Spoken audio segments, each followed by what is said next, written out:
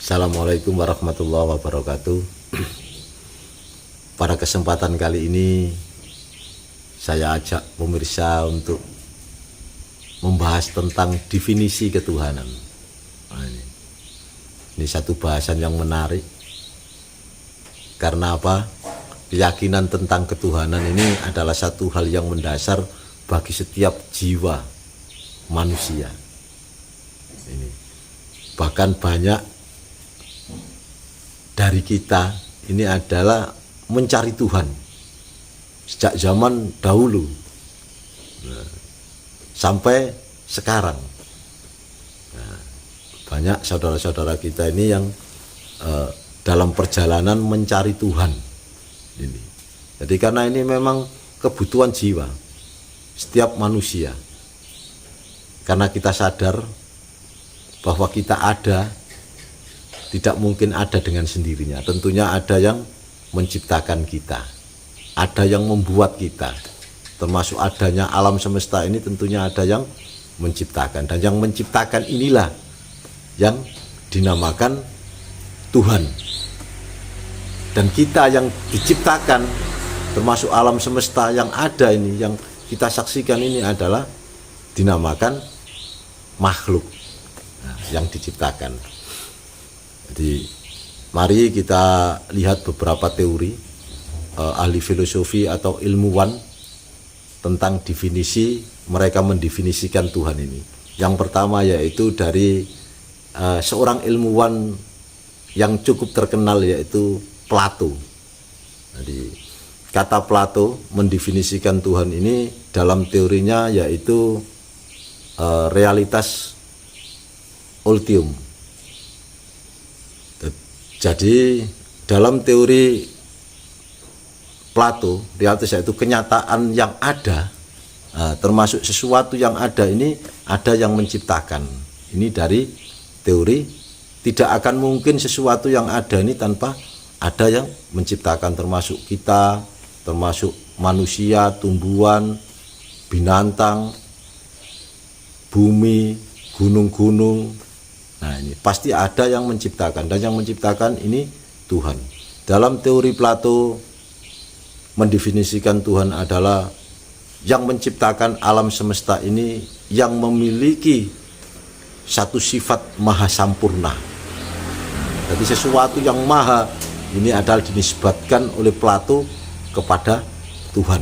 Jadi maha menciptakan, maha menghidupi, maha berkehendak, maha segalanya. Ini adalah teori dari Plato tentang definisi ketuhanan.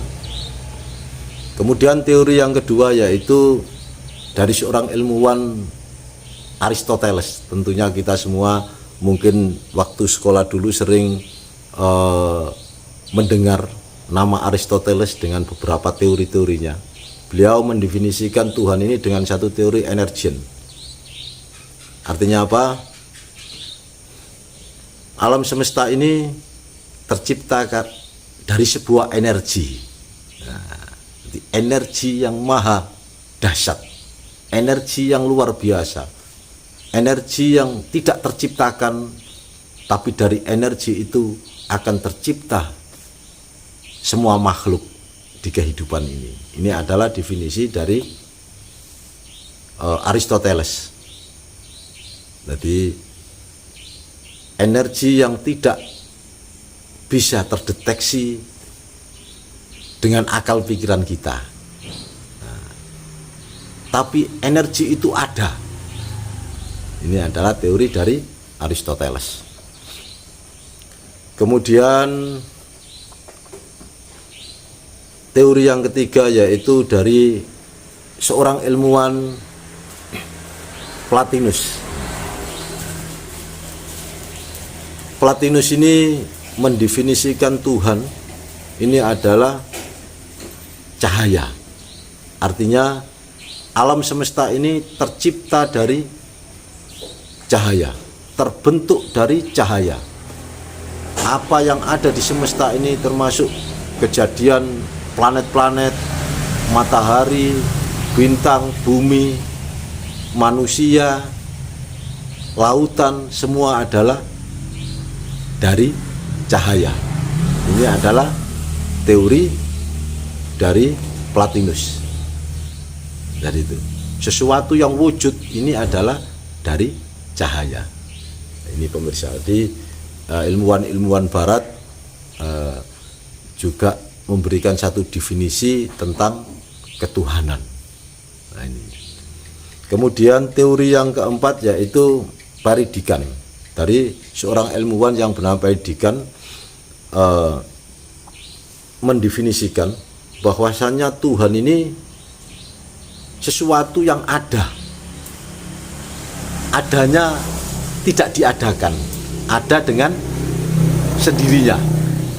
Dari keberadaannya inilah akhirnya adanya kehidupan ini, termasuk seluruh makhluk yang ada di bumi, termasuk apapun ataupun di planet-planet yang lain. Jadi ini adalah teori dari Paridikan. Jadi adanya itu dengan adanya sendiri. Dari adanya sendiri ini akhirnya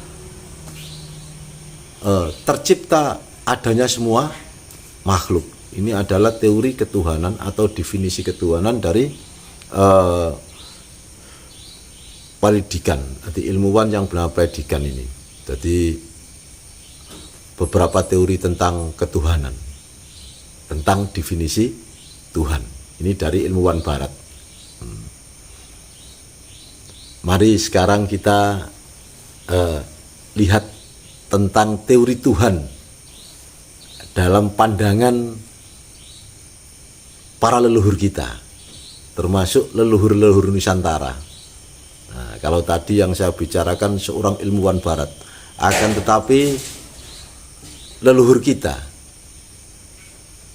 yang dikenal dengan satu kepercayaan kapitayan yang mendefinisikan Tuhan ini adalah Sang Hyang Toyo, yaitu kehampaan, kosong, suwung. Nah, ini. Jadi adanya semua makhluk ini dari Sang Hyang Toyo, dari keberadaan yang ada, yaitu suwung tadi, dengan memberikan satu sifat pada Tuhan menurut pandangan para leluhur kita, yaitu leluhur Nusantara, yang kita sebut dengan Tan Keno Kinoyo Opo. Jadi mendefinisikan Tuhan leluhur kita, yaitu leluhur Nusantara, orang timur. Nah, kalau bahasanya yaitu mendefinisikan Tuhan ini adalah Sang Hyang Toyo, atau yang dengan sifat yaitu Tan Keno Kinoyo Opo. Jadi tidak bisa dibayang-bayangkan, tidak bisa bahasanya digambarkan. Ini adalah, tapi keberadaannya adalah hak. Artinya keberadaannya ini adalah mutlak. Ini adalah kepercayaan dari leluhur kita mengenai tentang Tuhan ini. Dan mari coba kita lihat atau kita bandingkan dengan definisi Tuhan yang ada di keyakinan kita, yaitu di Islam itu sendiri. Nah, jadi definisi Tuhan dari berbagai macam agama, termasuk Islam itu sendiri, Tuhan itu mensifati sesuatu yang maha berkehendak dengan sifat 20-nya. Ini maha berkehendak, maha hidup, maha menciptakan. Nah, dan definisi Tuhan di situ jelas, yaitu laisa kamislihin syai'un qiyamuhu binafsihi. Sama dengan teorinya tadi yang disampaikan oleh ilmuwan Barat disampaikan oleh leluhur kita, yaitu tentang Tuhan. Nanti konsep tentang Tuhan pada hakikatnya, pada dasarnya ini adalah sama. Cuma yang menjadikan satu perbedaan hanyalah manusia ini adalah memberikan nama kepada Tuhan ini. Nah, memberikan nama ini yang menjadikan satu perbedaan. Nah, satu contoh, nah, ini kalau di leluhur kita menamai Tuhan itu dengan Sang Hyang Toyo, Sang Hyang Widi, dan sebagainya. Nah itu mungkin kalau di kepercayaan lain, nah mungkin punya nama yang berbeda. Satu contoh, kalau orang Yahudi di umatnya Nabi Musa ini menamakan Tuhan ini dengan sebutan Yahweh. Nah ini. Atau mungkin kalau kepercayaan orang Hindu, nah, menamakan Tuhan ini adalah mungkin bisa Sang Hyang Tunggal. Nah, macam-macam. Kalau orang beragama Kristen, nah, menamakan Tuhan ini Allah. Nah, dan kita umat Islam yaitu menamakan Tuhan ini dengan sebutan Allah. Jadi sebetulnya yang membedakan dari semua adalah nama. Akan tetapi nama ini kalau kita tidak paham, tidak sedikit pertumpahan darah, ini yang hanya disebabkan karena perbedaan nama dalam menamai Tuhan. Terbukti sekali. Jadi terbukti sekali dari berbagai konflik masalah yang ada di dunia ini, banyak sekali yang hanya karena beda nama saja. Beda nama dalam penyebutan Tuhan. Ini saja. Jadi ini yang membedakan. Jadi kalau menurut teori-teori tadi yang disampaikan baik dari orang barat, dari leluhur kita, dari berbagai macam kepercayaan, termasuk di Buddha sendiri, ya, ada satu filosofi atau satu kata yang sangat terkenal, kosong isi kosong. Nah ini, jadi memang yang menjadikan satu perbedaan adalah di nama, pemberian nama pada Tuhan dan cara kita beribadah kepada Tuhan. Ini yang membedakan. Satu contoh, kalau kita orang Islam yaitu dalam rangka beribadah kepada Allah, yaitu menggunakan dengan jalan melakukan sholat. Nah, ya, sholatnya seperti yang kita lakukan. Mungkin orang Kristen dalam mendekatkan dirinya kepada Tuhannya, ya mungkin dengan caranya sendiri. Begitu pula dengan orang Hindu, Buddha, dan seterusnya. Ini, jadi yang membedakan ini di sini. Itu pemirsa. Jadi pada dasarnya kalau kita tarik kesimpulan, nah, jadi dari semua manusia, baik dari zaman Adam sampai Nabiullah Adam sampai sekarang, ini adalah meyakini Tuhan itu adalah Sang Maha Segalanya. Meyakini Tuhan ini Sang Maha Tunggal. Nah, ini. Jadi satu kekuatan yang absolut, yang tidak tertandingi. Nah, ini. Jadi pada dasarnya semua keyakinan ini sama dalam hal mendefinisikan Tuhan. Dan tidak ada satu golongan atau satu kelompok yang mendefinisikan Tuhan seperti makhluk, tidak ada. Nah, seperti itu. Jadi kalau kita amati baik leluhur kita, baik agama-agama atau aliran-aliran kepercayaan-kepercayaan ini. Dan pada dasarnya kalau kita lihat seluruh agama sesuai yang apa yang ada di dalam Al-Qur'an sejak zaman Nabi Adam sampai akhir zaman nanti, yaitu ajaran ketuhanan yang disampaikan adalah ajaran tauhid. Ajaran tauhid itu ajaran mengesahkan Tuhan, meyakini bahwa Tuhan ini adalah Sang Maha Tunggal, Zat yang Maha Tunggal. Jadi tidak sama dengan apapun. Ini adalah ketauhidan, ini adalah ajaran tauhid.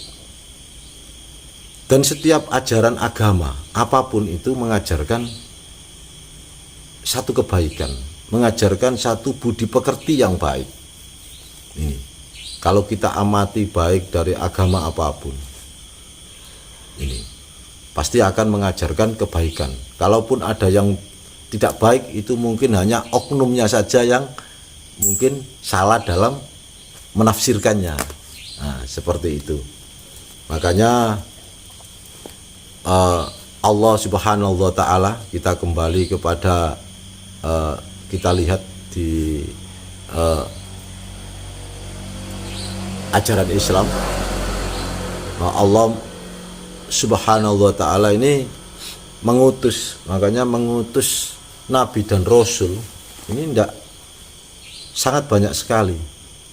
Nah, jadi mengutus Nabi dan Rasul sejak Nabi Adam sampai Kanjeng Nabi Muhammad ini sebanyak 124.000 Nabi dan Rasul.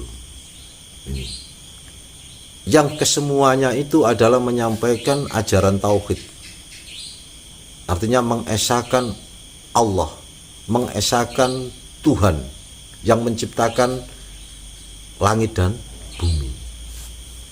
Akan tetapi dari sekian Nabi dan Rasul, tentunya yang beda hanya di syariatnya, hanya di tata caranya. Kalau pada hakikatnya ajarannya adalah sama, yaitu ajaran tauhid. Ini kalau kita teliti, kita amati, ini seperti itu.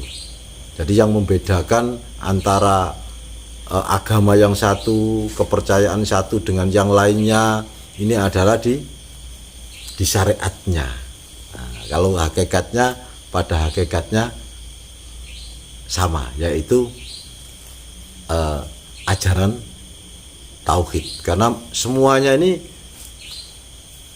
memang diutus oleh Allah, yaitu Allah mengutus 124.000 Nabi dan Rasul dengan diberikan satu ajaran. Makanya di situ. Jadi perbedaannya hanya di syariatnya, di tata caranya beribadah. Itu. Makanya akan tetapi kita sebagai umat Muslim, semua agama baik, akan tetapi kita meyakini seyakin-yakinnya setelah datangnya Nabi terakhir, yaitu Nabi Muhammad Sallallahu Alaihi Wasallam sebagai Rasul terakhir. Ini semua ajaran, semua syariat ini harus mencontoh, mengikuti ajaran dari Rasulullah Sallallahu Alaihi Wasallam. Ini khusus bagi kita yang beragama Islam. Nah, ini harus kita tanamkan keyakinan seperti itu, sehingga keimanan kita ini tidak goyang.